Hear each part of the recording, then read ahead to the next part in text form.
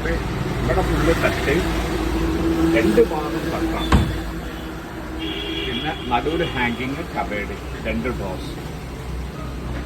ഇതിന്റെ പ്രത്യേകത എന്താ വെച്ചാൽ ചട്ടക്കനം കൂടിയ, ഒരു ബെൻഡിങ് ഒന്നും ഇല്ലാത്തത്. പിന്നെ അലമാരന്റെ ഹൈറ്റ് 85 ഉയരം വരുന്ന അലമാരയാണ്. പിന്നെ ഇതിന്റെ ഉൾഭാഗം പുറത്തോട് പുറം, ഇങ്ങനെ പുറത്തോട് പുറം 20 ഇഞ്ച് തീർത്തുണ്ട്.